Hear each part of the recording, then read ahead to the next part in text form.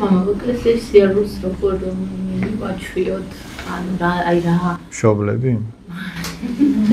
ხო,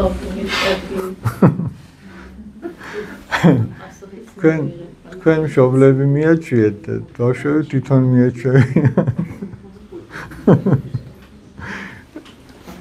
ერთი ბრძენთან მივიდა ახალგაზრდა გოგო და რა ვქნაო მასწავლებელი შვილი როგორ აღზარდაო და რა ხნისაო და 2 დღისო. და მძერმა უთხრა დაგვიანებულია. დაგვიანებული რატოა იცით რომ?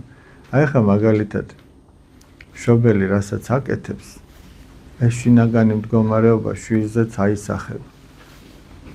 ეხა მაგალითად აი ახალგაზრდა ქალითო ფეხბურთის ლოცულობს, ახსარებას ამბობს, ეზიარება, იქ წირვა-ლოცვაზე დგას, გალობას უსმენს. შვილი რომ დაიბადება, უკვე საამისოთ არის მომართული და ეს უადვილდება.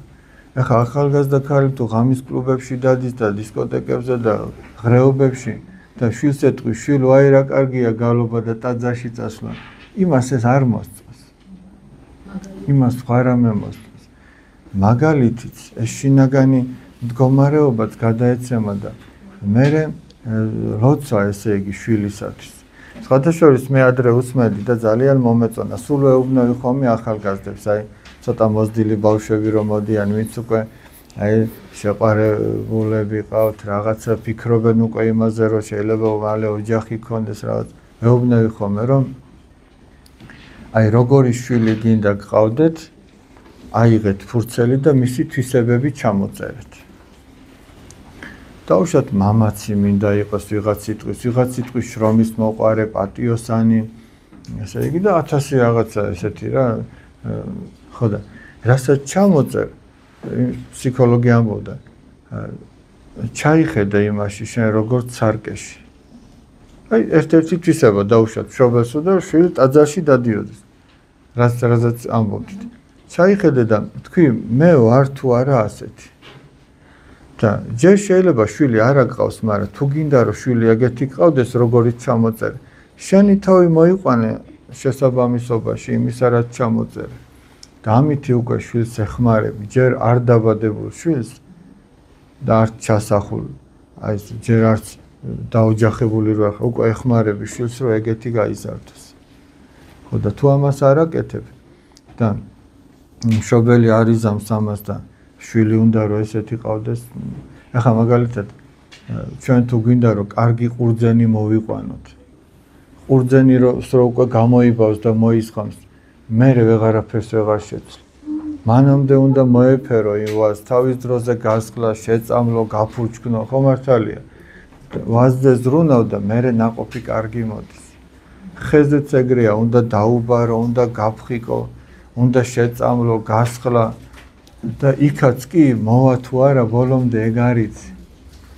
და ეხლა ჩვენ რას ვამბობთ რომ მე დაბარვა დამეზარა ძირებისა, სასუქის დაყრა დამეზარა, გავხეკვა რომ მატლები ამოვაცალო, გასხლა, შეწამლა და მოვიდა ნაყოფი და ეხლა რა უყოთ ამ ნაყოფს, რითი უშველოთ?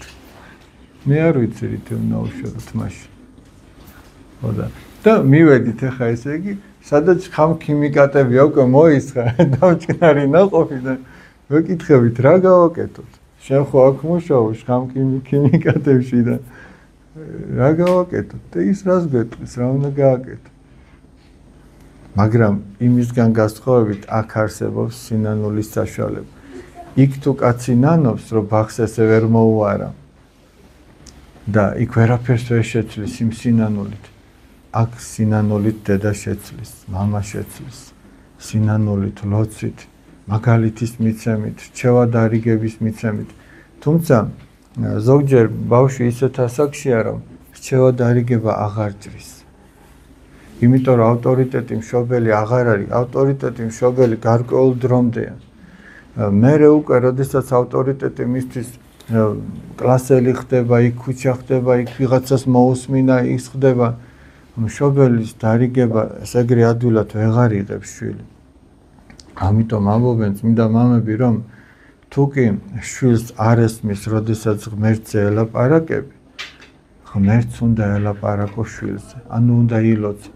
ღმერთს უნდა შეავედრო და ეს ლოცა უკვალოდ კი არ ჩაივლის, ეს ლოცა შვილს აუცილებლად უშველის და დადგება დრო რომ და რო გადის წლები შვილისთვის ავტორიტეტი ისე ხდება მშობელი, მაგრამ ეს შუა პერიოდია ძალიან რთული. ძირითადად ეს იწყება ხოლმე გარდატეხის ასაკიდან, მაგრამ ამას საკმაოდ ახლა როგორც თქვენ ხვდებით და არაერთი კვლევა არსებობს, ძალიან დაიწია ქვემოთ. ქვემოთ დაიწია. შეიძლება პატარა ბავშვს უკვე დაეწყოს ეს რაღაც. ეს ძალიან რთული პერიოდია, მაგრამ ეს არ ჩვენ ეპოქაში ხდება პირველად და არც ბოლო არ იქნება, ეს ყოფილა და ამის შემდეგაც იქნება. ამიტომ აი მაგალითად ძალიან დიდი მნიშვნელობა აქვს და აი რა ვიცი, როგორ მოვიყვანოთ ეს ბავშვები ტაძარში.